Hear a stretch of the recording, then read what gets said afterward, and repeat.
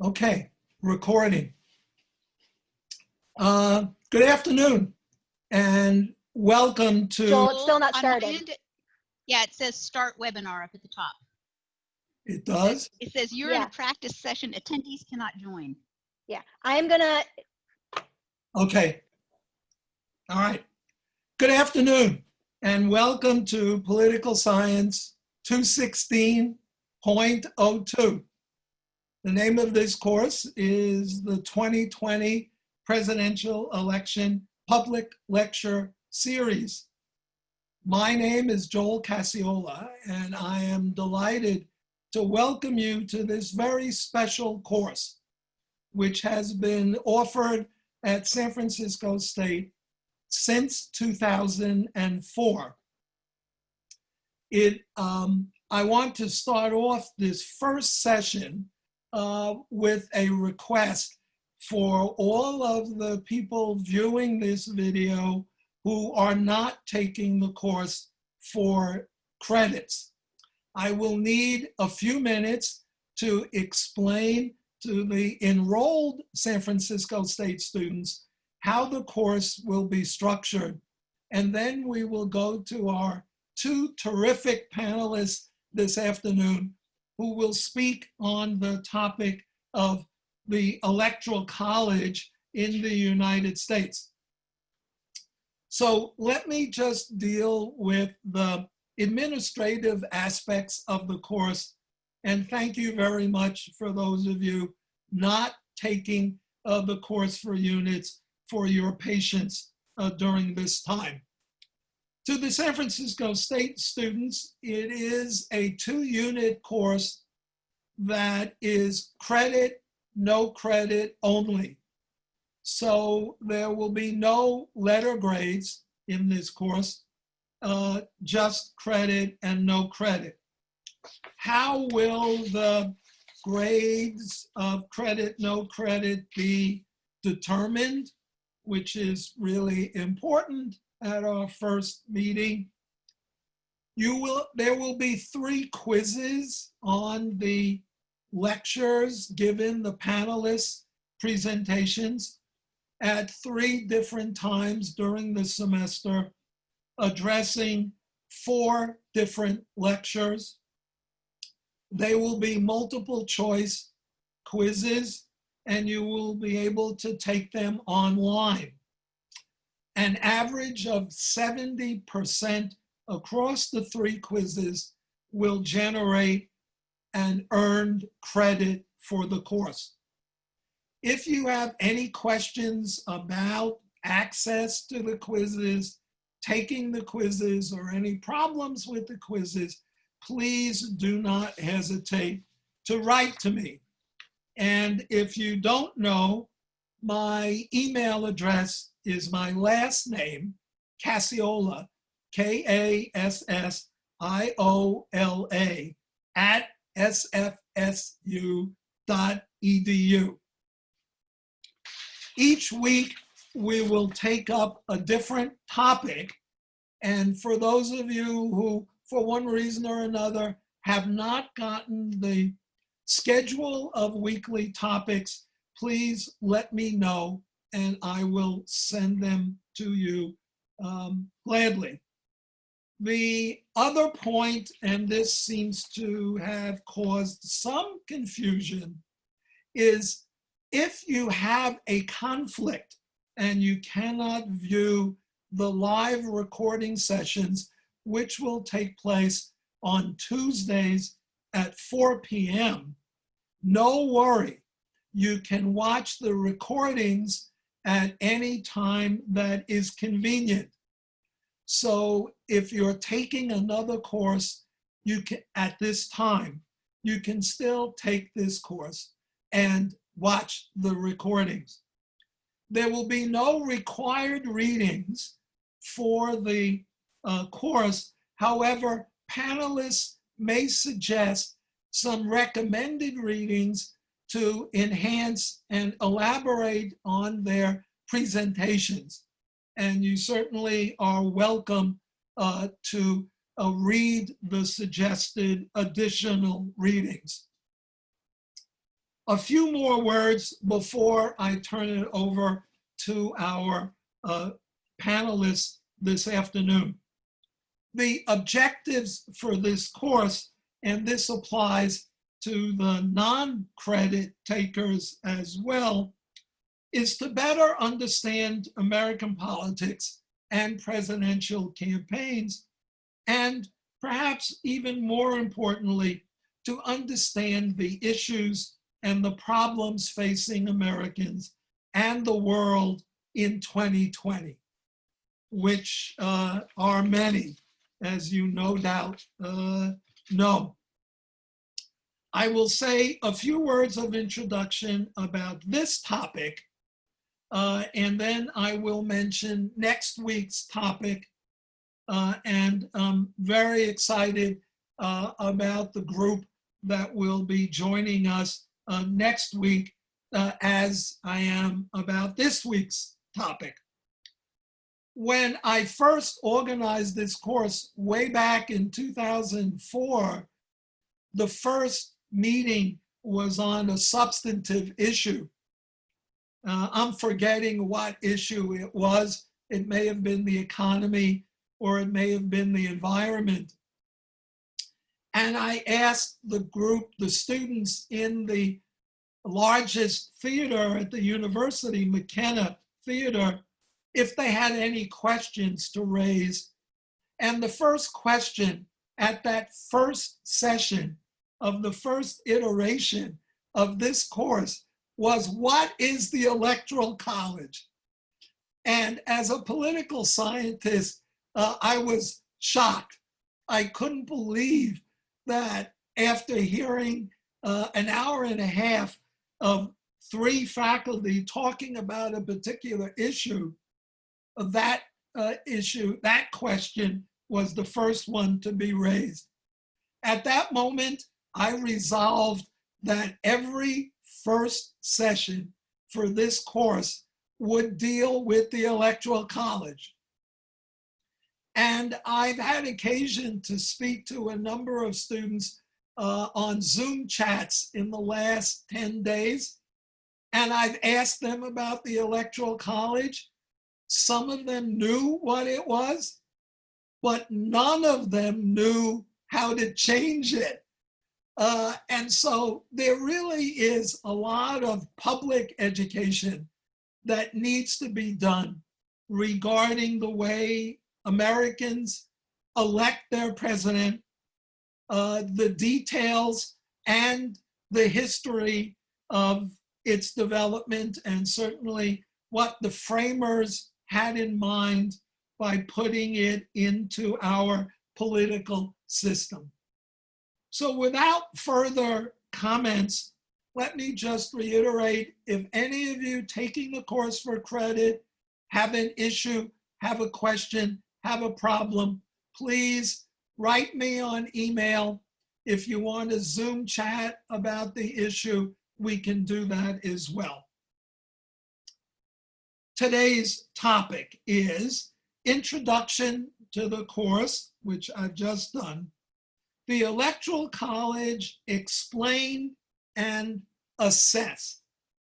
What is the Electoral College? How and why do we have it? What are its strengths and weaknesses? Can we change it? How and to what? What would be the alternative to the Electoral College if we discarded it? Let me turn to our wonderful panelists this afternoon. The first speaker will be Professor Eva Shepard Wolf.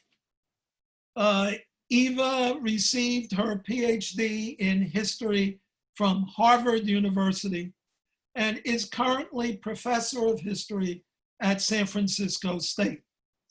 She teaches courses on the American Revolution, slavery and anti-slavery in the United States, and racial and ethnic relations in the US. She is the author of 2 books on how Virginians in the Revolutionary era and early United States struggled with the problems of race and slavery. Her current research focuses on how ideas that supported capitalism and free labor developed in the 1700s. Let me just add one more sentence before I turn to Eva. At the conclusion of the second presentation by Professor Rebecca Eisler, I am sure we will have considerable time for questions. For those of you new to webinars, there is a question and answer button on the bottom. It is of your screen. It is a little different than Zoom meetings. So give it a try if you have a question, and I will try to get to as many questions as time permits. Eva, the floor is yours. Thank you so much, Joel. I'm really happy to be here with you and share something about the origins of the Electoral College. I'm going to go ahead and share my screen now so you can see my PowerPoint.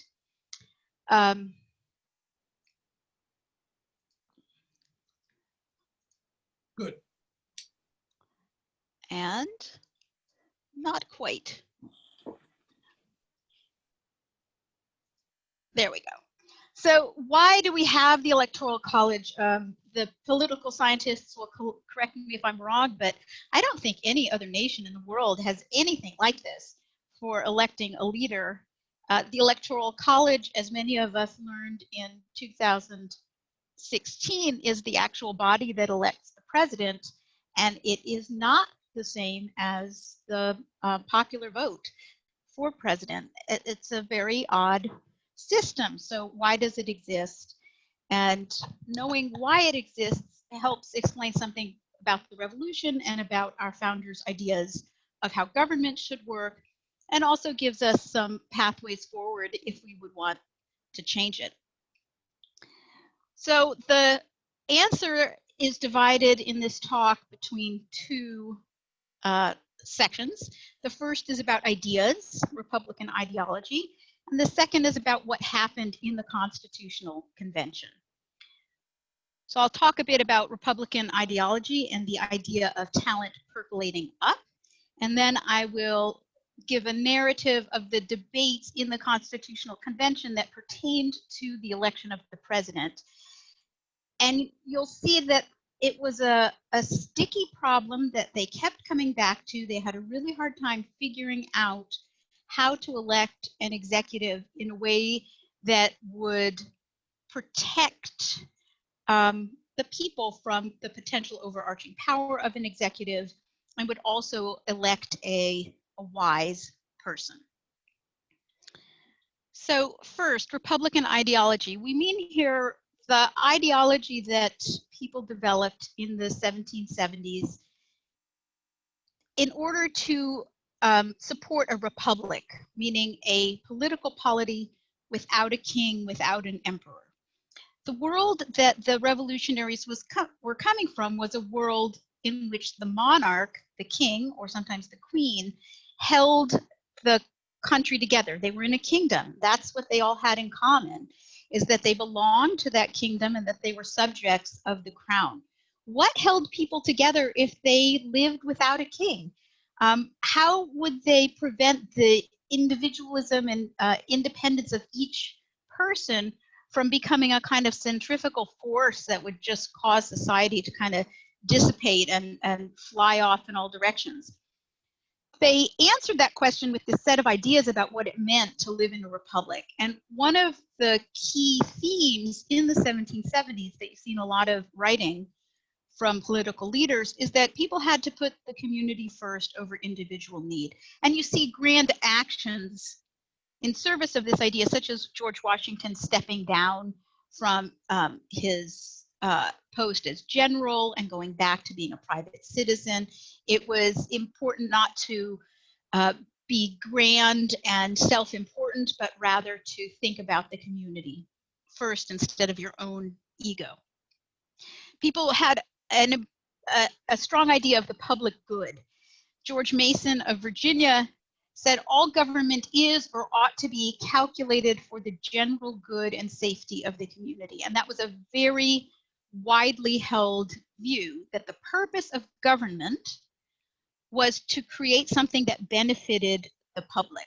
And of course, there were problems with this. George Mason was himself a slave owner who never freed his slaves. So their idea of the community was really largely the white community. It didn't include enslaved people. In many cases, it didn't include free blacks. It didn't include Native Americans. But in the era in which this happened, in the 1770s, it was still a kind of radical idea to include all of the free white people as part of the community that could potentially make the government. If they're going to do this well, however, in the absence of a king, they needed to be virtuous. It was absolutely necessary that they be virtuous. And again, George Washington modeled this behavior of personal virtue, personal self-restraint, putting others first, because he understood how important the example was that he was setting. It wasn't, as I've suggested, that they believed in equality in the way that we might understand it, meaning everybody is absolutely equal. They did believe that society was hierarchical and to some extent should be hierarchical, but rather that that hierarchy, instead of extending from birth, should grow from talent. The most talented, the wisest, should rule. And that way you would have, and they should be virtuous, of course, also, and that way you would have a government that served the public good. So the question then became, how do you get that aristocracy of talent that's going to be wise and virtuous and oversee a government that serves the public good? And the answer was to try to filter. And their idea was a kind of hierarchy of talent filtering up. And so the people would choose a legislature, for example, and a legislature would then choose a governor, and that's the way it was in Virginia and many other states. And that at each level, the group making the choices would choose the wisest among them. So the key mechanism to extract the most talented people who would be best fit to rule was through elections and multiple levels of elections. And this word election actually had a kind of double meaning for the people of the 1700s. They understood it, as we do, as a choice of the people, but they also understood it in the echo of the meaning it had for the Puritans, who referred to those who were chosen by God to go to heaven as the elect. That was their word. So to be elect among the Puritans was to be chosen to go to heaven. And for Thomas Jefferson, the idea of elections resonated with an idea of like a natural process. So elections were seen as a kind of divine process in a deistic way, the deistic God that kind of sets the universe in motion. The people will protect their own liberty. They may not know who the very wisest among them are, but they won't choose tyrants to be their rulers. And they'll make some kind of choice for a legislature or a local government. And that choice, as part of this natural process in this divinely ordered universe, is what's meant to be.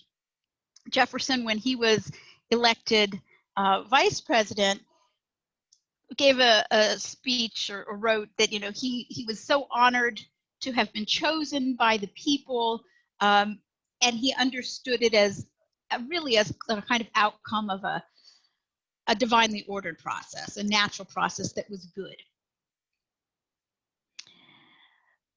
this raises the question of why not just have direct elections? You know, why have this process of having the people choose a legislature, the legislature choose a governor or other officers?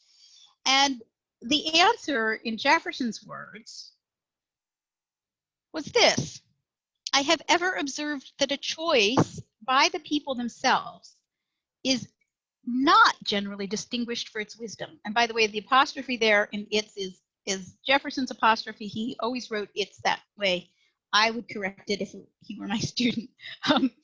This first secretion from them is usually crude and heterogeneous, but give to those so chosen by the people a second choice for themselves, and they generally will choose wise men. So you see in this quotation the idea that elections are a way for talent to be filtered out as you go up the pyramid, the hierarchical pyramid of power and responsibility. And you also see this metaphor of the body politic as like a physical body that secretes things, which is a kind of odd metaphor, but there it is. So even Jefferson, who was one of the more radical thinkers of the Revolutionary era, did not really believe in direct election for high office. Rather, he thought there should be this filtering mechanism through multiple levels of elections. Those ideas were broadly shared and affected the way the discussions about the presidency and how to elect a president and executive would happen in the course of the Constitutional Convention. So this is an outline of just the main events in the Constitutional Convention, and with the rest of my time, I will be narrating what happened as far as the discussion over the executive. So the convention met in late May. They didn't sign the Constitution until September 17th, which we celebrate as Constitution Day, and we'll be having a virtual Constitution Day conference here at San Francisco State. And in between, they worked very hard to build a frame of government. The first basis on which they had their discussions was the Virginia Plan, which was a plan authored largely by James Madison of Virginia. They discussed that almost exclusively until mid-June, when the delegation from New Jersey introduced the New Jersey Plan, which was really a modification of the Articles of Confederation and not an entirely new frame of government as the Virginia Plan was. There was a big disagreement over representation in the legislature and how that should happen.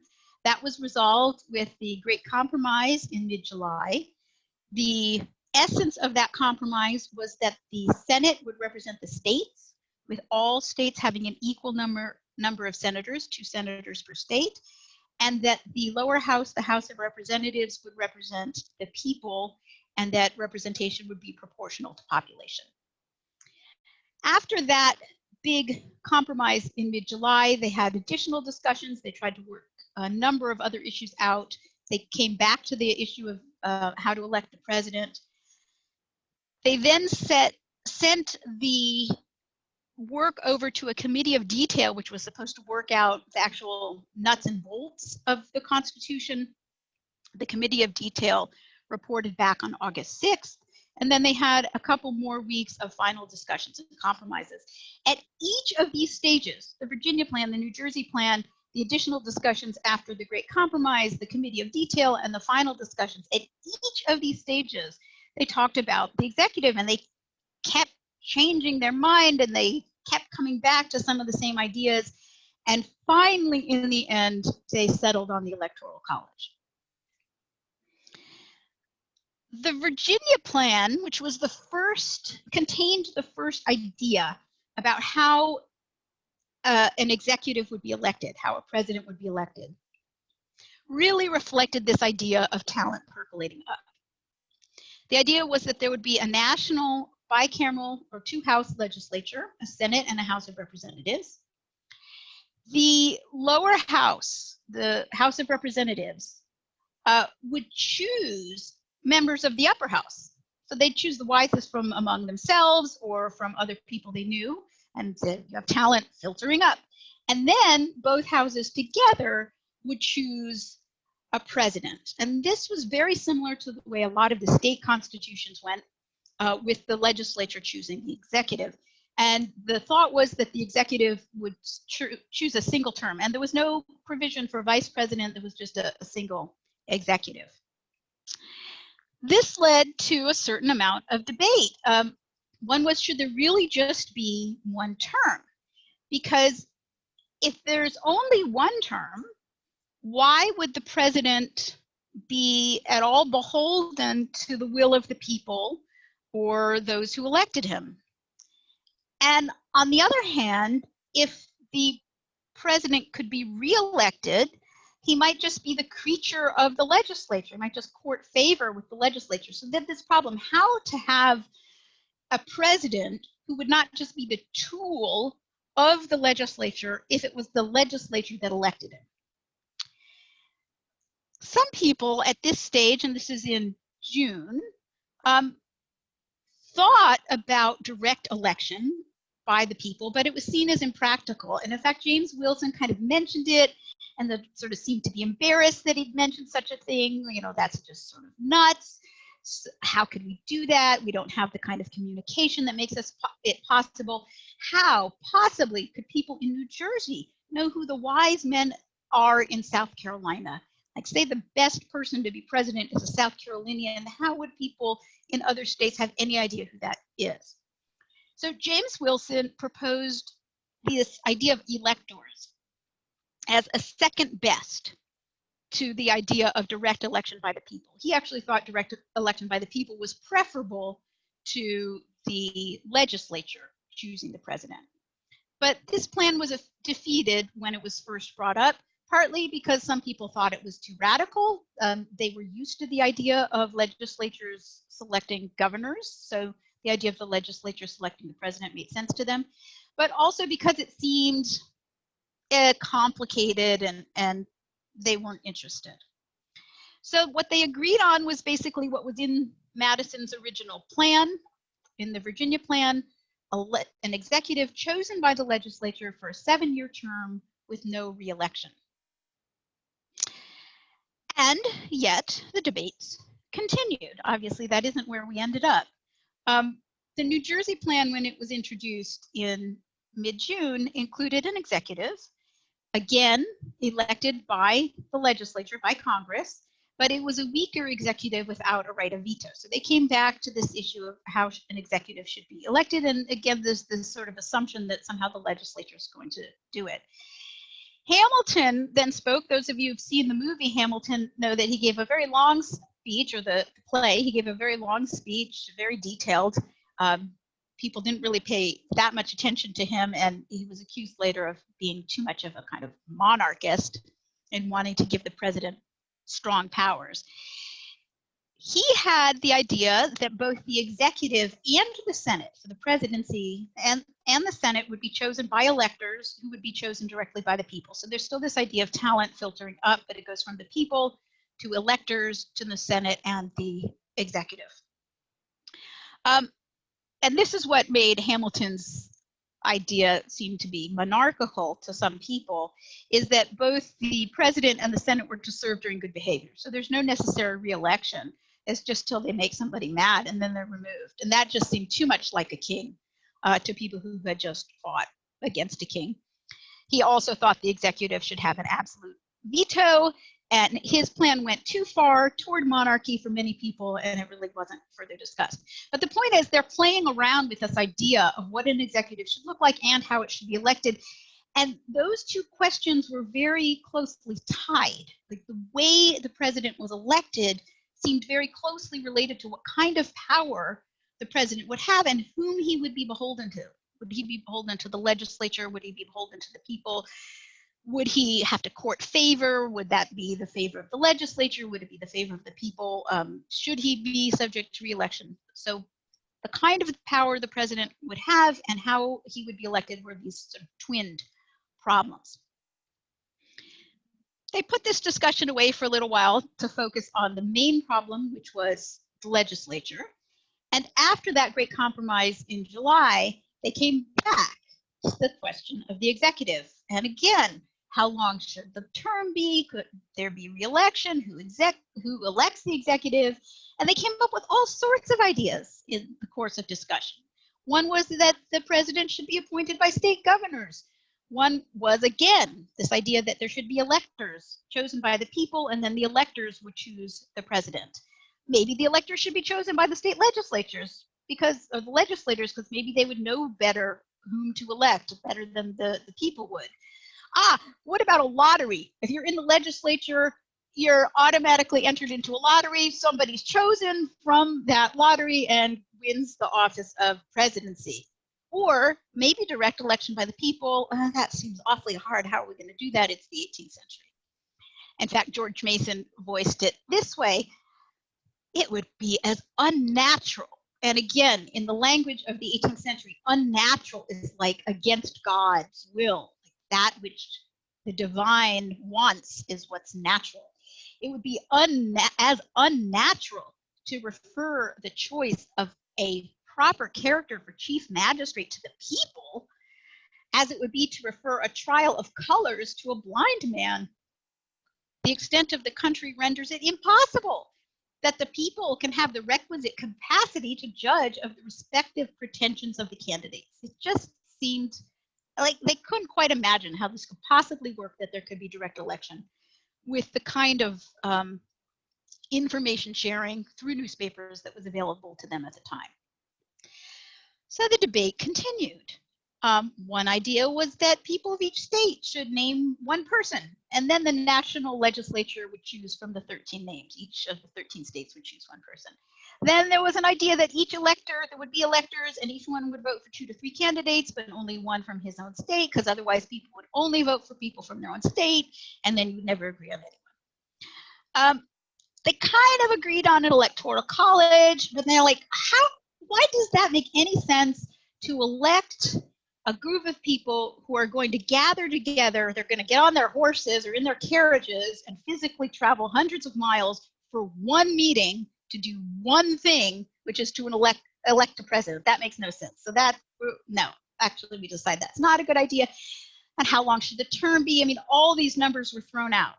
Even Hamilton's old idea of serving during good behavior. Can you imagine an 11-year presidency? I can't imagine it, because that's not the world I live in. Elbridge Gerry, who has given his name to the word gerrymandering, said, "We seem to be entirely at a loss. They just couldn't figure it out." And so they said, let's just go back to Madison's idea of the Virginia plan. The legislature will elect the president to a 7-year term with no re-election. Okay, phew, we're done. Thank goodness. And but 7 years is a long time, so we need to be able to impeach that president in case he goes off the rails or does something wrong. Send it off to the Committee of Detail, like a relatively small committee of people who were ironing out all of the details of the Constitution. And the Committee of Detail, in working out what presidential powers would be, added some that hadn't been discussed yet, like that the president could convene Congress in times of extraordinary circumstance, that the president could recommend measures to Congress, that the president would be commander-in-chief. So when the Committee of Detail came back to the convention as a whole, they looked at this and thought, well, if that's the kind of power the president has, we really don't want the legislature as the group choosing the president. So let's try again. And they voted on the idea of direct election. They actually voted on it. They also voted on a system of electors. It was very narrowly defeated. And they were again stuck. And James Wilson, whose picture is here, said this subject has greatly divided the House. It is in truth the most difficult of all on which we've had to decide, which was saying something, because the big compromise over representation had been a very big deal in July. So they make another committee, and they have one person per state. They try to iron out the remaining details. And through a series of compromises, this is what they come up with. They want each state to have some power. So they say that each state will choose electors in the way that each state wants to. Each state gets to determine how the electors are chosen. The number of electors will be the same as the number of representatives, including senators, that that state has in Congress. And we don't want people to just choose members of their own state. So they're going to make two choices. One of them has to be a member of a different state.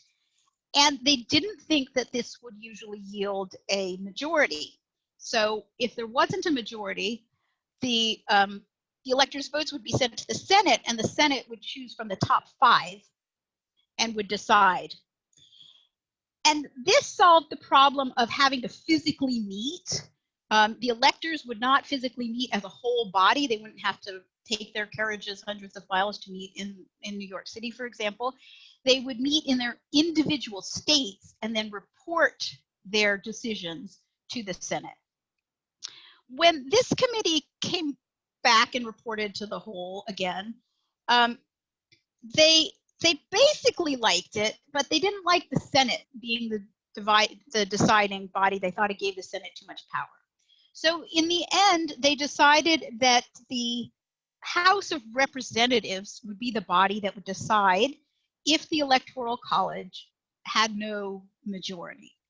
So in the end, what we ended up with in the United States, our bizarre system of election, is really a series of compromises to try to work out what they found to be a very difficult problem.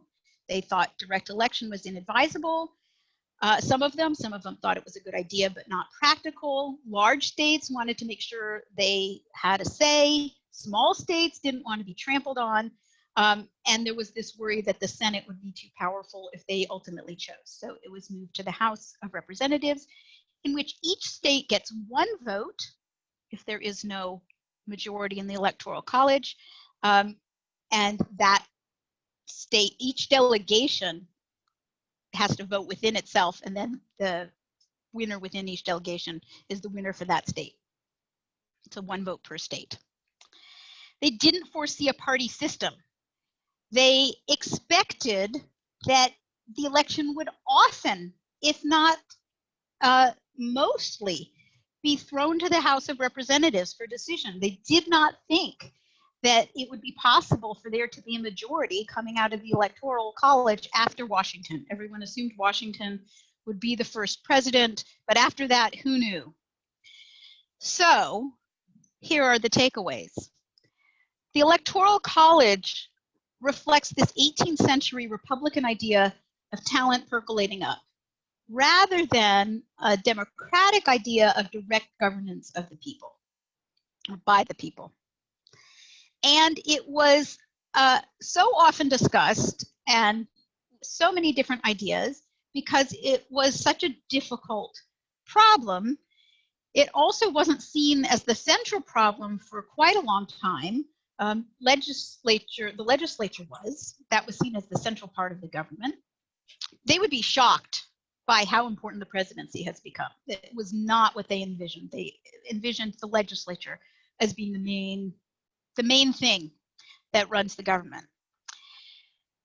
The requirement of a simple majority in the Electoral College in order to prevent election by the House of Representatives might in fact be part of what reinforces our two-party system, which is because it is useful to make a big tent so that you can get a majority in the Electoral College and then win. If you have 4 parties in the United States, none of them's going to have a majority probably, and then it'll get thrown to the Electoral College. I'm sorry, to the House of Representatives.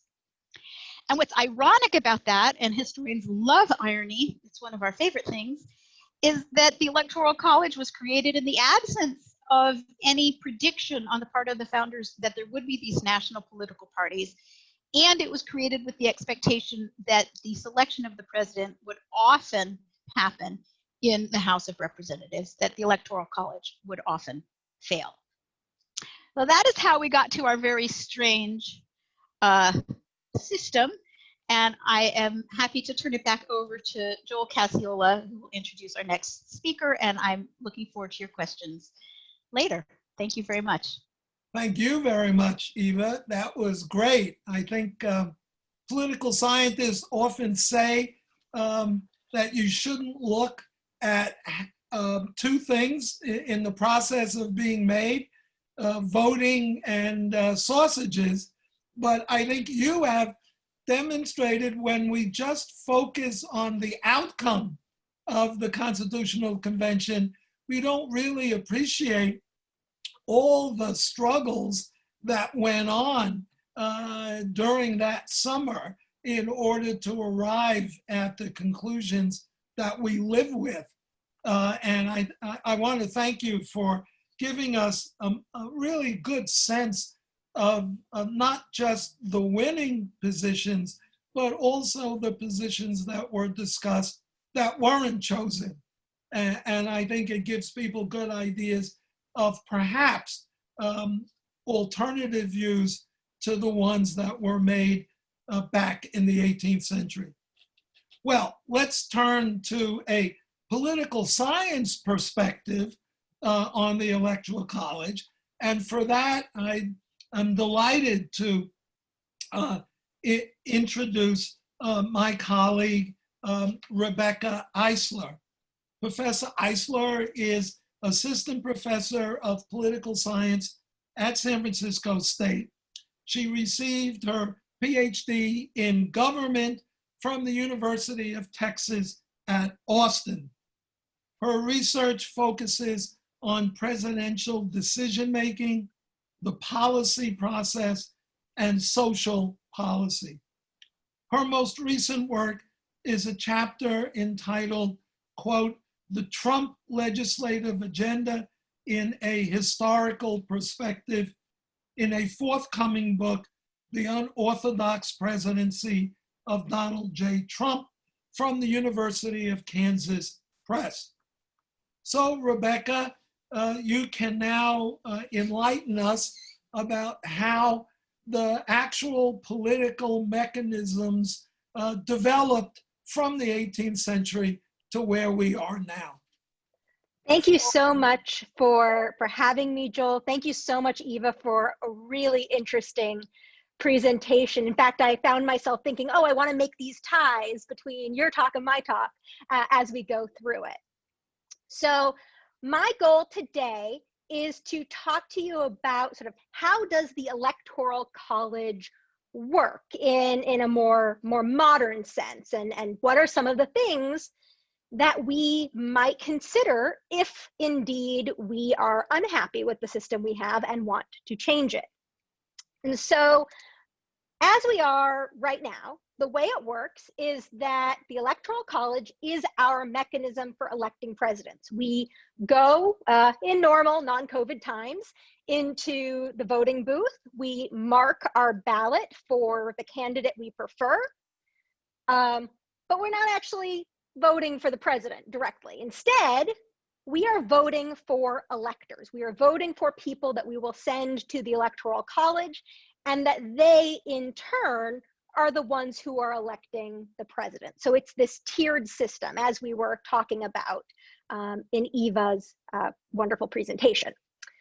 So the goals of campaigns are to get to that ultimate goal of being president. And we start in modern days with a primary process, a process of getting to be your party's nominee to be president, because although the founders did not intend parties as part of the system, they have become a foundational component of how we organize our elections. So in the primary process, there is a competition within candidates of the same political party to decide who's going to be the nominee eventually. And this is done through primaries and caucuses in the states. And depending on whether what party you're talking about, it can also take into account the territories. These generally, the primaries last from February until June. But as we've seen this year, there were a number of primaries and caucuses that got delayed. And so we had our primary process go even longer. And the process ends with being formally nominated for president. So this last week, the Democratic Party held their convention in which they formally nominated Joe Biden. And this week, the Republican Party is holding their convention in which they will formally nominate Donald Trump to be their candidate in the general election. So we first have to start with those primaries, and then once the parties have their nominees, the goal shifts. No longer is it about getting the most delegates. Instead, the goal is to get to the magic number of 270 votes in the Electoral College. Now, I want to make sure we talked on this, but we covered this extensively. So why do we have an Electoral College? Well, it was central to the founders' debates, which I think, I could never even say it as well as Eva did, but there were these questions of who should choose, who should be the one to choose, and there was practicality, but also some distrust of the people, and practicalities and distrust of what happens if you give the power to the legislature. Again, there were also frictions between the large states and the small states, slave states and non-slave states, and so all of this resulted in a system of indirect elections where there was that separation from the people of who would be president. And so when we look at the electoral votes across the United States, there are a few things that are important to note. One is, which was already mentioned, the fact that the number of electoral votes is an echo of the amount of representation that states have in Congress. So the minimum number of Electoral College votes that any state can have is 3, because every state has at least 1 at-large representative in the House of Representatives and 2 senators, so 3. But this varies, the maximum varies widely across the entire United States. You've got, if you look at Montana, North Dakota, South Dakota, we see a lot of states with 3, but then we also see states like California where we have 55 electoral votes. This is because we have 53 members in the House of Representatives because it's based on our population. And then we have 2 senators. So this variation in Electoral College votes, along with, to a certain extent in modern times, patterns of partisan voting in each of the states. So, California is traditionally thought of being a Democratic state in the Electoral College. Montana is traditionally thought of as being a Republican state in the Electoral College. The number of votes, but then also the traditional party alignment of these states has created a system where often the election comes down to a smaller number of what we call battleground states, such as Ohio, Pennsylvania, Arizona, Florida, and a few others, of course. And they shift from election to election, which are the states that sort of the Electoral College, that race to 270, will hinge upon. Another thing that's really quite interesting, I think at least, about how the Electoral College works is the fact that because representation, or the number of electors your state has, echoes Congress, it is affected by reapportionment. So every 10 years, we have what's called the Decennial Census, where, as set out in the Constitution, we have to count everyone in the United States with the goal of making sure that the House is representative of the population in those states. And so we've currently got a census going on right now. We're finishing the process of counting people. And with that, with those results, there will be a redistribution of seats in the House of Representatives according to how population across the states has shifted over the last 10 years. And so because of the fact that the representation in Congress will shift, there will be a shift in the Electoral College. And so some states will lose electors and some states will gain electors and this will be in effect in the 2024 presidential election cycle. So it doesn't affect us this year, but will affect us in 4 years. And so if we were just to look at the state of California to see how, since our admission to the Union, our Electoral College vote or number of electors we have has grown, we can see that in the early years of statehood, we had, relatively few Electoral College votes, but that, since World War II and later, we've grown substantially in our chunk of the Electoral College vote. So since 2004, we've had those 55 Electoral College votes. While we don't know for sure what we will have in 2024, there are some who believe that California will probably lose 1 or 2 Electoral College votes because we've seen in the Bay Area in particular, we've seen people move from Bay Area to states like Texas and Arizona. So it's not, it shouldn't be a surprise. It's something that we've seen demographics shift. So now that we understand why I have an Electoral College and how many electors each state gets, it's worth asking, well, who can be an elector? And so individual states get to decide who their electors are. And so the way it generally works, and this is because each state can select their own, they get to have their own process.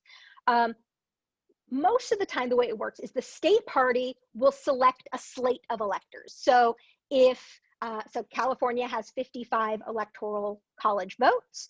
The Democratic Party will select 55 people. The Republican Party will select 55 people. The Green Party, the Peace and Freedom Party, each party will select 55 people or however many electors that state has. Should that party win the Electoral College, win the state? And, who is an elector is largely discretionary. Usually they're people who've been politically active.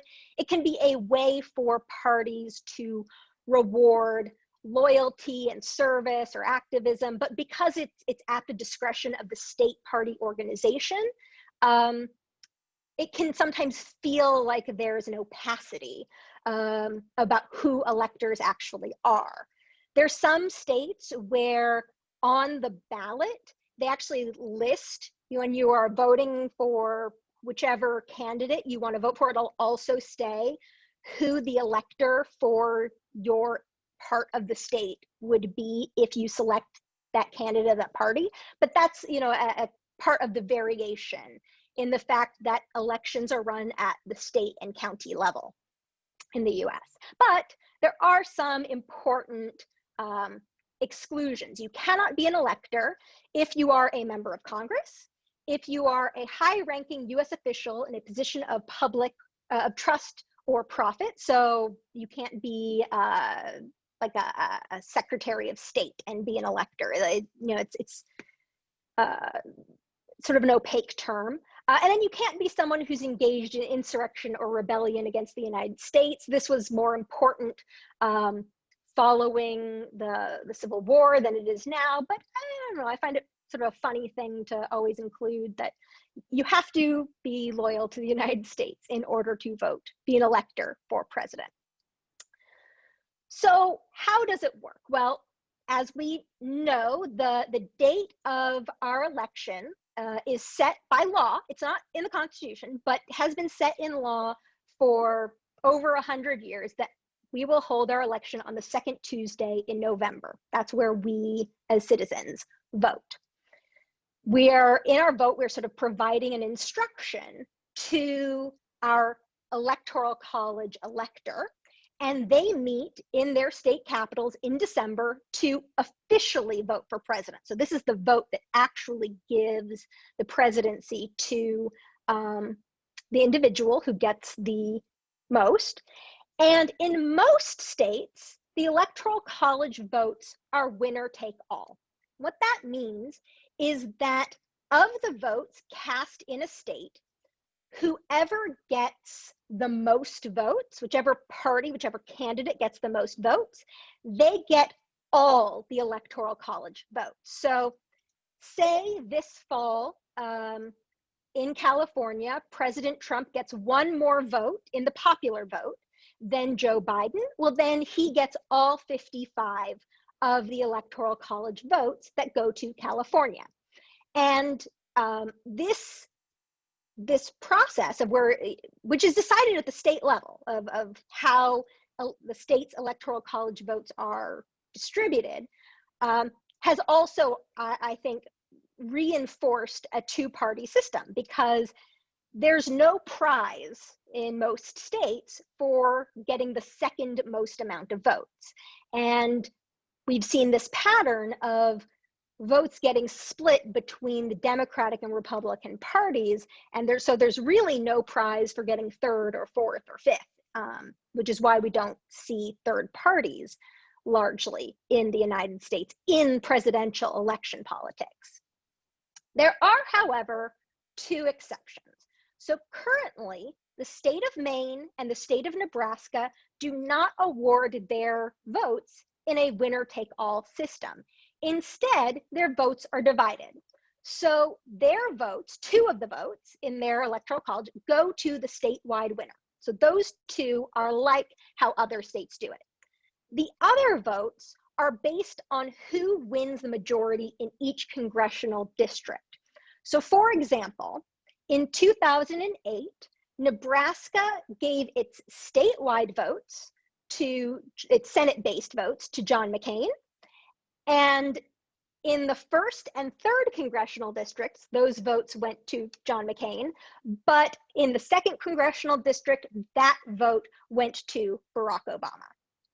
We saw a similar event occur in 2016 in Maine, where the statewide, because of where the population is located primarily in Maine, the statewide winner was Hillary Clinton. So she got the 2 statewide votes, and she got the Electoral College vote from the 1st congressional district, while Donald Trump got the Electoral College vote from the 2nd congressional district.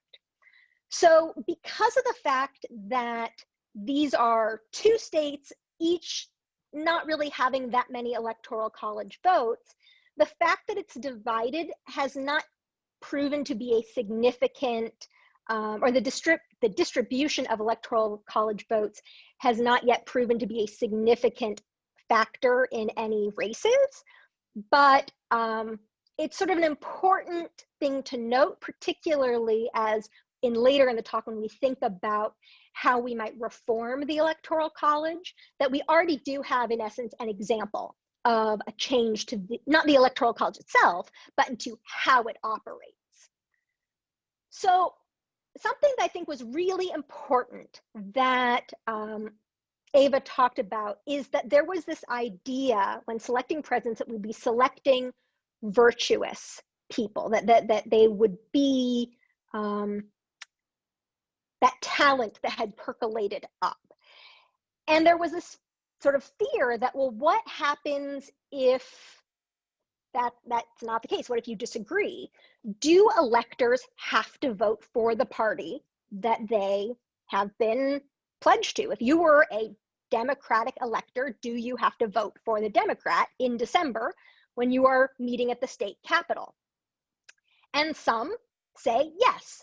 You as an elector to the Electoral College are a delegate. You are not supposed to act for yourself. You're supposed to act as you were instructed by the people. Some say no, that if the person is unfit, you should be obligated to reject that person. As we can sort of see in this little editorial cartoon, you know, there were a number of reasons that a candidate might be thought to be unfit for the office of the president. They were a demagogue, foreign influence, morally unfit, conflict of interest, all sorts of things. And then the punchline on this one is, are we ever going to be tested on this? And the reason I think that is a sort of appropriate punchline is the fact that in the nation's history, we've had 167 instances of faithless electors. In other words, people who did not vote for the person that the statewide vote said they should vote for. Although there's a little asterisk on that, 71 of those is because the candidate they were pledged to vote for died in the window in between the November election and the Electoral College vote in December. So we might sort of dismiss those 71 as like not voting for a dead person. But that remaining 90-ish votes, 96 votes, have never been significant. They've never swayed the outcome of an election. So we've never really had a nail-biting outcome related to faithless electors. But interestingly enough, there was a question before the Supreme Court this year just about this topic of faithless electors. So in 2016, 3 electors from the state of Washington were faithless. They did not vote for the candidate they were pledged to or signed to vote for. And so Washington State, which had a law about this, said, okay, you did that, we're going to fine you $1,000 each, because the state had a law that compels electors to vote for their pledged nominees. And in fact, 33 states plus the District of Columbia have these laws. So they have different mechanisms for enforcement. They have different punishments, maybe you might think of it. But the idea as set out by state law in these places, and about 2/3 of the states, is that if you are a Democratic elector or you are a Republican elector and you're supposed to, because of popular vote that way, you must, or you will face a penalty. And so the question before the court was, can states punish or remove faithless electors? And what the Supreme Court ruled this summer in a unanimous, a 9-0 vote, was yes. Electors can be punished or removed if they don't vote for who they're told to vote for based on the popular vote. And this has been sort of interesting. We're now faced with this Supreme Court decision that you might think weakens the power of the Electoral College, because some interpretations of this decision say that faithless electors, or the act of being an elector, is to be a delegate, to behave in the way that you are told, or to behave as a representative, the way you are told to behave, and not to make your own independent judgment about the suitability of the candidate themselves. So it's sort of an interesting decision when taken into sort of the historical context of what was the intention of having an electoral college, beyond, in a more theoretical sense, beyond the practicality in the 18th century of doing a popular vote. This is more about the ideals of that vote. So there are a number of modern concerns. There are a number of reasons why not everyone's satisfied with having an electoral college the way we do. The first criticism is often that the distribution of votes across states distorts the power of each individual electoral college vote, because it's based on both population, but also equal representation because of the Senate. So in Wyoming, to get one electoral college vote, that one vote is representing a little under 200,000 people. Here in the state of California, there's one electoral college vote for over 700,000 people. So in essence, even though Wyoming only has a total of 3 votes, you don't need to reach or convince as many people in order to get their electoral college votes. So it's seen as, with the modern population of the United States, as maybe not fully representing the larger states as it maybe once did. The other common critique is that the person who wins the popular vote can still lose in the Electoral College. We've had two very prominent examples of this recently. In 2000, in the Bush versus Gore presidential election, the race came down to Florida because of some voting irregularities with hanging chads and butterfly ballots and all sorts of things that kept people awake at night for many weeks, and ultimately had to be decided at the Supreme Court of whether or not to stop the counting process or continue, and all sorts. And so the result of that was that, you know, if you take it in a national sense, Gore got over 500,000 more popular votes, votes from the people. But because of the way Florida was decided, Bush had 5 more Electoral College votes. And because Electoral College votes is what we decide our presidency based on, Bush became president. In 2016, we saw maybe less controversy in terms of the Supreme Court didn't need to be involved, but Clinton got almost 3 million more popular votes, and yet because of the placement, the strategic nature of the Electoral College counting, President Trump got 77 more votes in the Electoral College and was the clear winner on that metric. And that, you know, left people really confused. Wait, why can there be someone who has so much more popular support, but because of how that support was clustered, largely in states along the coasts, in states that themselves are more populous, and because there is a cap on the number of the members in Congress and thus the number of members in the Electoral College, we could get this distortion. And so there have been a number of proposals to reform the Electoral College. I'm going to just talk about 3 proposals to reform the Electoral College for simplicity's sake, but each of these has some sub-components. The first is a direct election plan. So this plan would eliminate the Electoral College completely. But most of the plans that espouse this say, well, okay, the winning ticket, because we now vote for presidents and vice presidents together, well, they have to get at least 40% of the popular vote. The idea being that if you eliminate the Electoral College, there's maybe more of an incentive, more potential benefit for third parties. So the winning party has to at least get to 40%. The next plan is not an elimination of the Electoral College. This is a reform of it, where instead of, this is sort of taking the Maine and Nebraska approach, which is there's 1 Electoral College vote per congressional district, and then there are the 2 Senate-based Electoral College votes that go to the winner of the statewide popular vote. And this is seen as, proponents of this plan like it because of the fact that, well, we've already seen it in practice in 2 states. It seems to work. That's reason enough to consider it.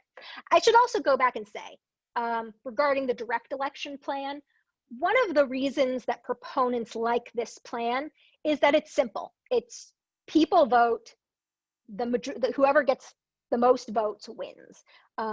And as we are no longer in the days of horse and buggy and instead are in the days of Zoom, I think the practical component is sufficiently overcome. So direct election plan, the district plan, and then the last plan that I'll talk about is the proportional plan. So this is the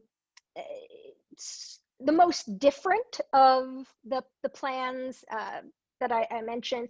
And this is where the Electoral College votes of a state get divided based on the proportion of vote that candidate, that party, got in the state. So if a candidate gets 63% of the popular vote in the state, they then get 63% of the Electoral College votes for that state. Now, one of the things that is slightly complicated about this plan is if a state only has 3 votes, or even it has 4 votes, but has a small number of Electoral College votes, how do you give someone 63% of 3 votes.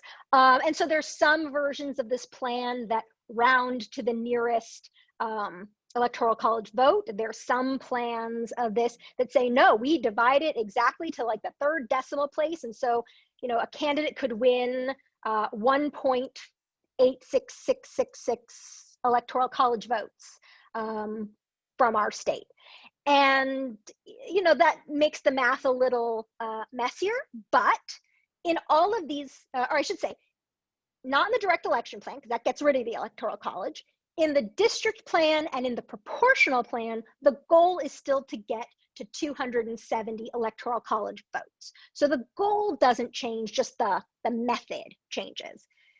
Now, if we wanted to put any of these plans into effect, what would we need to do? What would it take to amend the Electoral College?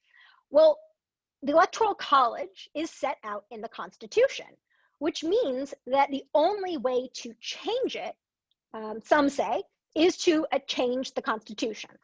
So the process of amending the Constitution is, well, some would say straightforward, especially compared to the Articles of Confederation, but some would say quite complicated because there are 2 levels and each level has 2 options. So the way the amending the Constitution works is an amendment first has to be proposed, and it can be proposed in Congress or it can be proposed in a national convention. If it's proposed in Congress, as has been the case for all of the amendments that are in effect in our Constitution, so all the successful amendments worked their way through Congress, then the House and the Senate need to approve that amendment with a 2/3 vote. So 2/3 of the House has to approve it and 2/3 of the Senate has to approve it. In the case of a national convention, well, then the convention has to be called by Congress and 2/3 at the request of 2/3 of the state legislatures. So it's the same benchmark of 2/3. Then, once it has been successfully proposed, because the proposal has been approved by 2/3 of the convention or 2/3 of the House and Senate, then it has to be ratified. And that's where it goes to the states. And again, there are 2 paths. There is amendment by the state legislatures. So 3/4 of the state legislatures have to ratify or approve the proposed amendment. And that's been the most common path. Or each state has to hold a state convention and 3/4 of the state conventions have to approve the amendment. This has only been successful once with the repeal of prohibition. So only when it comes to alcohol have we successfully managed state conventions. So in other words, as convoluted and complicated as it seems, the most common path for amending our Constitution is a proposal being accepted by 2/3 of each chamber of Congress and then going to the state legislatures where it's approved by 3/4 of the state legislatures. And, you know, if you're finding yourself thinking, gosh, this is a complicated, labor-intensive, multi-tiered, there's so many points at which this can go wrong. Oh my God, I can't believe we've ever amended our Constitution at all. Well, then you'd be kind of right. This level of difficulty, this level of complexity is, I would attribute, a large part of the reason that there hasn't been any constitutional reform to the Electoral College. We haven't had, in the scheme of constitutions across the world, ours is a remarkably unamended document. And it's in part because of this process. And the Electoral College is one of those components that has only been amended a little bit. So, well, then what are those changes that have successfully occurred?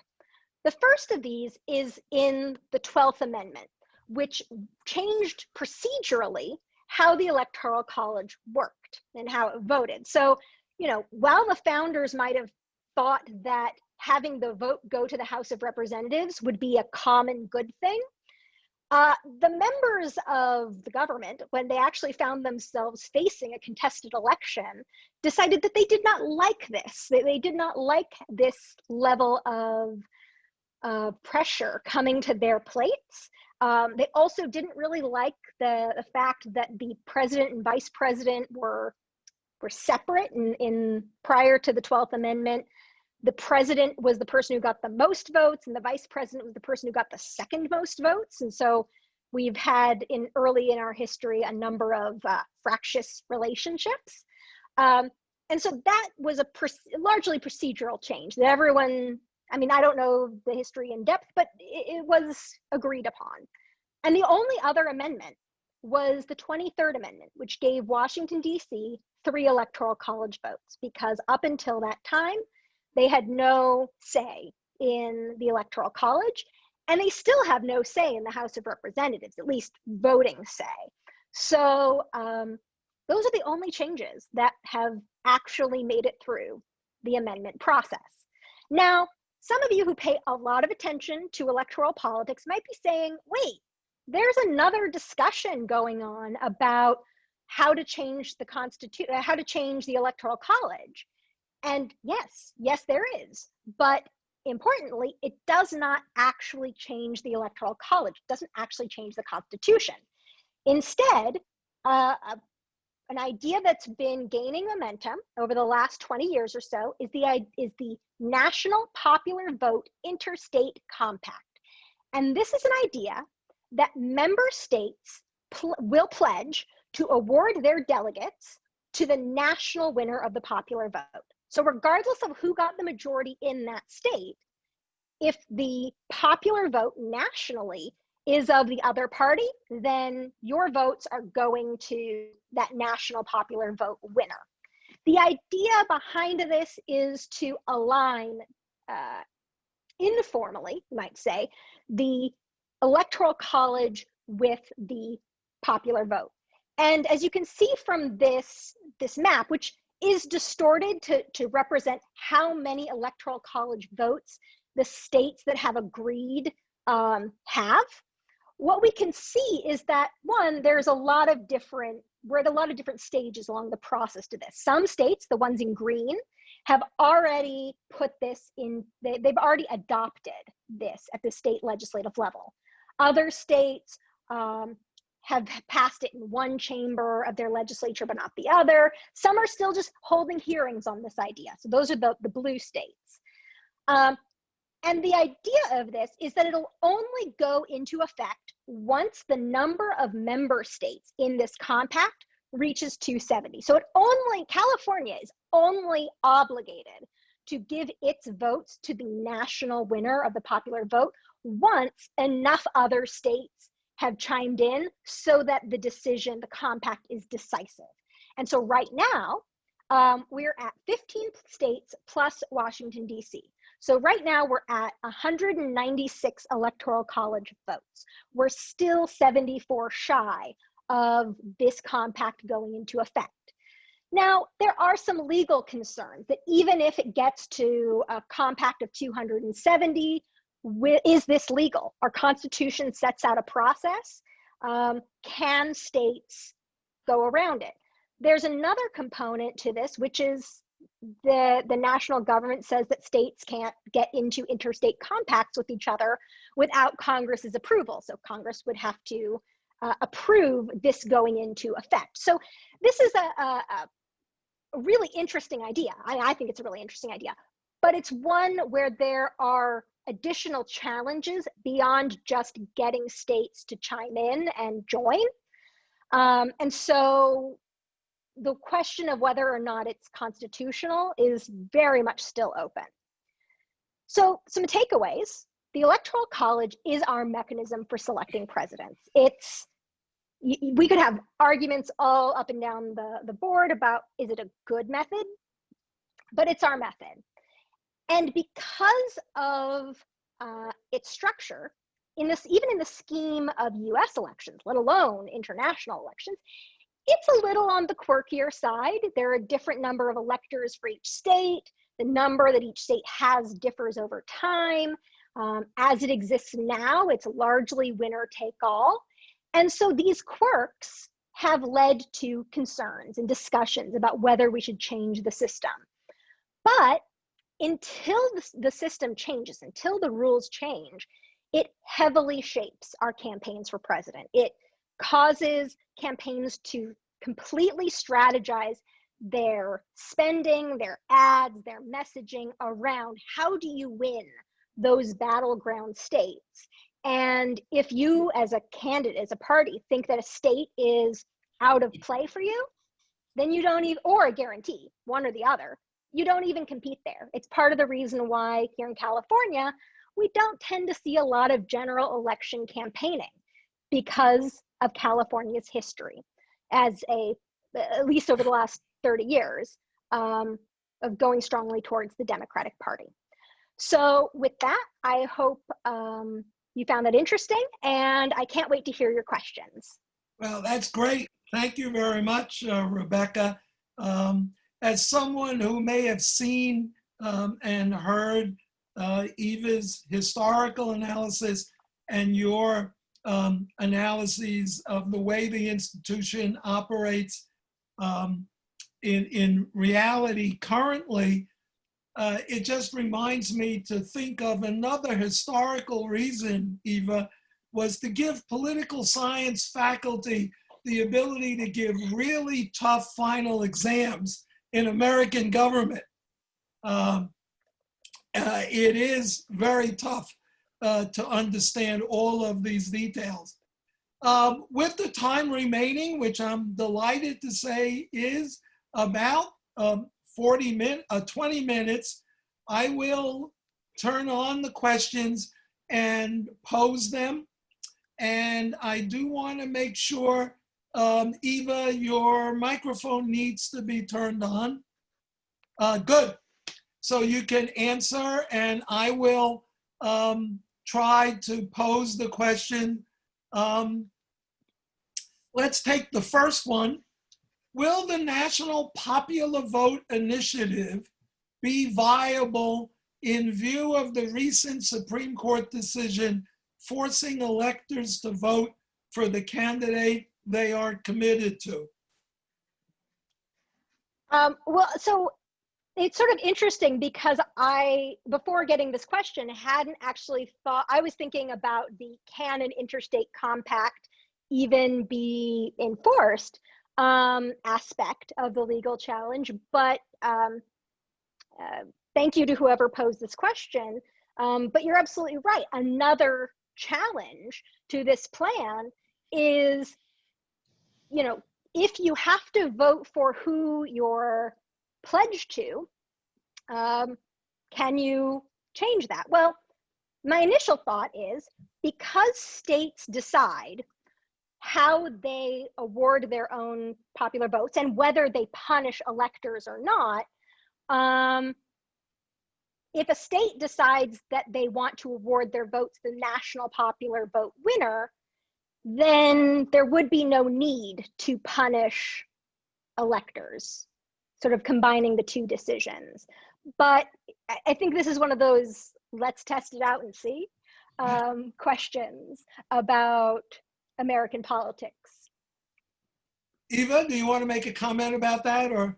I guess no, not specifically, but a kind of more general comment about how distant we are from the 18th century, and yet we're going by these 18th century rules. And Rebecca has pointed out how hard it is to change the rules. And that puts us in a kind of funny position. Our revolution was a long time ago, and it was really radical in the 1700s, but it feels less radical now. Okay. We have an attendee asked the question, wouldn't the Supreme Court strike down the national popular vote idea? We don't know. So one thing about the Supreme Court of the United States that's different from Supreme Courts in other countries is that our Supreme Court cannot offer what are called advisory opinions. So they can't weigh in on a case until it has been brought to them by people who are involved in the case. So they have what's called standing. They are directly affected or hurt by the case, the issue before them. So so we just don't know. And some might also say that, well, it also depends on what's the makeup of the court at that moment in time when the question is before them. We could have a whole discussion about different styles or types of interpretation. Does it depend on whether we have a textualist majority on the court, where they are looking at the letter of what's written in the Constitution, or we have a living constitutional interpretation majority? There's so many variables at play that we just don't know what would happen. Okay. Eva, there's a specific question for you. Are you in favor of reforming the Electoral College or abolishing it? I guess they want an historian's view of the political process. Yeah, so first, before I answer that, there was a question about whether the PowerPoint slides would be available. Yes. And I said, I'm happy to make them available, and I'll send them to you if you have a way of putting them up. I don't know what I'm in favor of, because I'm stuck in the 18th century too. But I just feel that the system we have reflects the concerns of that moment. And in many ways, our concerns are similar. We are concerned about reigning in power. We are concerned about preventing tyranny. But in other ways, our concerns are different. We aren't, as Rebecca said, we aren't as concerned about whether the people can know a candidate. We have very different means of communication. So I guess I would like to see our modern system better reflect our modern era. Okay. I think that's a good answer. There's another question that I think is historical. If the Electoral College vote is entirely statistical, based on the vote of the state population, why are there live electors? Why do we need real people to be members of the Electoral College? Because it says so. It says there have to be electors. So there have to be electors. They meet in the state legislatures when they cast their votes. Yeah, you can't go against the Constitution. Okay. Yeah, I think that, you know, we sort of see I mean, they have to exist because our Constitution says so. But we also, like, if you were to ask me on what date does the Electoral College meet in its state capitals, I would be able to hazard a guess, but not more than that, because it's not really a highly consequential vote. I mean, it matters. It's the thing that elects our president. But because of the tradition, the evolution of the institution, because we rely so much right now on winner-take-all statewide systems, well, once we know who got the majority in the state, then we know, largely speaking, how the outcome will be. And so we just don't pay as much attention to it anymore. Well, I want to make a comment, and perhaps this is a practical gift for the viewers. If you want to win a bet, the tricky question would be, when do we hold our election for president? And all of the ads say November 3rd. But the message of these two presentations is the election is not really on November 3rd. That is not official. It is not until the Monday in December, when the electors vote, that the actual election is official. So if you want to beat someone out of a bet, you can. Eva, based on your work on slavery, there is a question about the Electoral College and the slave system. To what extent is the Electoral College a relic of our slave system, in that slave states rejected a direct popular vote due to their low white voting population, but due to the 3/5 compromise the Great Compromise, their numbers and voice was increased in Congress and de facto in the Electoral College? Oh, that's a great question. It is not clear to me how much they were thinking specifically about slavery when they came up with this system, but clearly, as Rebecca said, there were these competitions for power between large states and small states, between slaveholding states and non-slaveholding states, and those who held slaves were nervous that the federal government could take away their slaves. And so it wasn't overtly spoken about that I am aware of during the Constitutional Convention, but at some level, yes, the system helped preserve slaveholders' power, as did the entire congressional system up through the Civil War. Okay, thanks. This question addresses amendments. Why hasn't there been a push at the national level to make amendments to the Electoral College? I'm aware that the questioner is aware that the process is difficult, but is it really just that? Or is it because the Electoral College disproportionately advantages the Republican Party? That's a really good question. I think we have to look at it in a slightly longer view than the last 30 years. So, if we look at party politics and party power since World War II, for a very, very long time, Democrats had a stranglehold, you might say, over the House and Senate. So,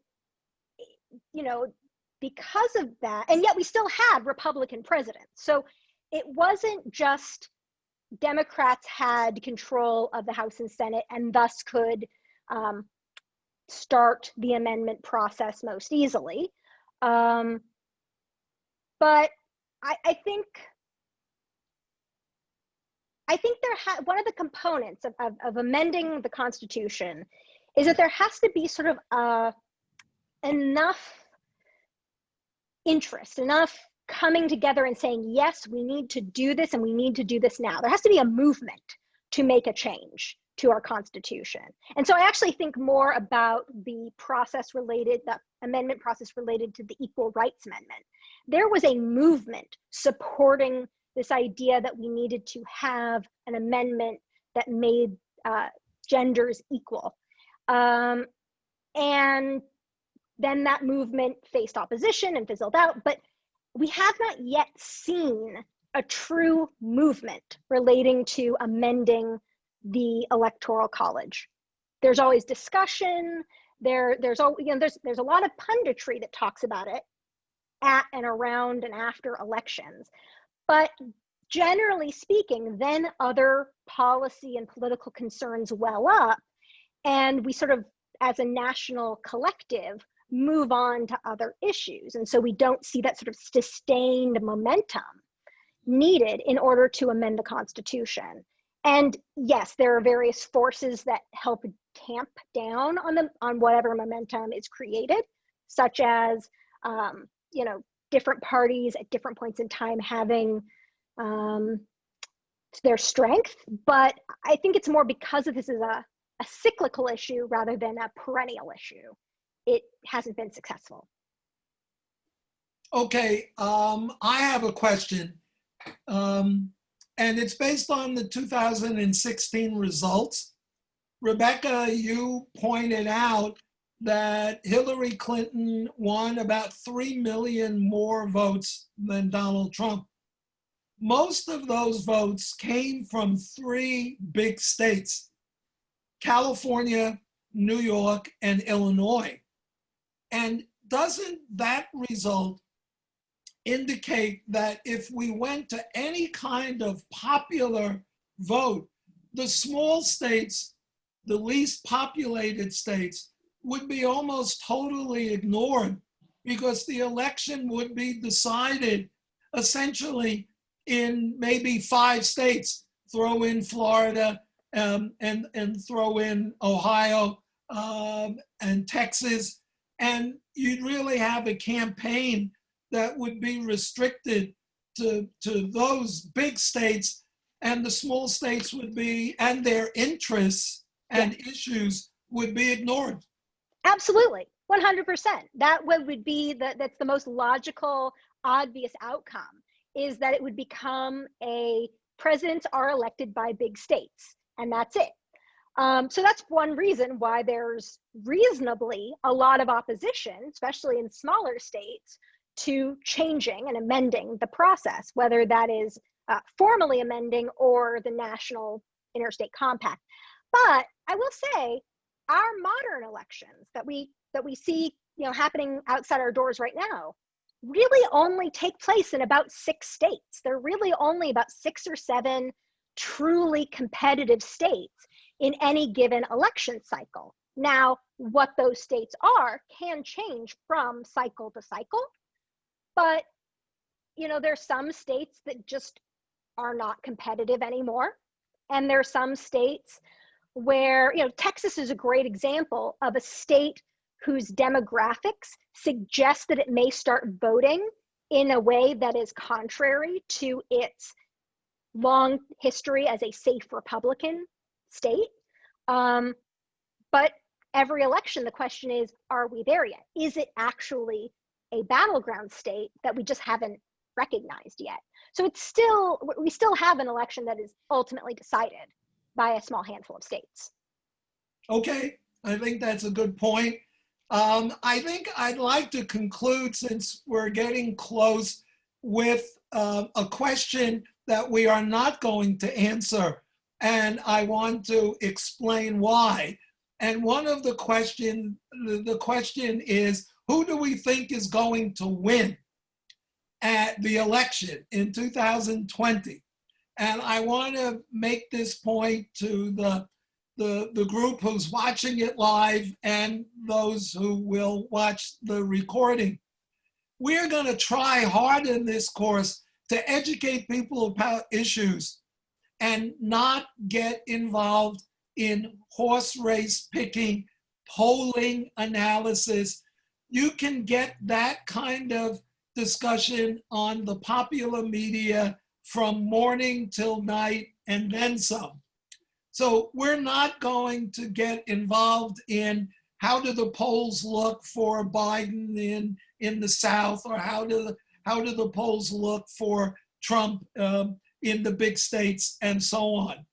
We will discuss, for those of you who are really involved in that kind of analysis, on election night, and this will be a plug for election night, we will have a panel of political scientists who will make analyses about the results. They will have to stick their neck out and make predictions about how states are going, and they will make predictions about who they think is going to win. So for those of you out there who want that, what we call horse race handicapping, please consult your TV, newspaper, radio stations, but we're going to try to do something different. And apropos the difference, next week, we're going to have a topic on the coronavirus crisis. What do we know now? Past management assessed and future projections. And we're going to have 4 experts on public health. And I think it will be a very informative session, and you'll be able to ask questions about the virus. And although none of the 4 are from the political science department, they may make suggestions about the impact of the virus pandemic on the outcome of the election. So with that, pointing out next week's topic, I want to thank Eva Shepard-Wolf and Rebecca Eisler very much for their fascinating and informative presentations. And I look forward to seeing you next week at the same time. Thank you very much and good night. Good night. Thanks.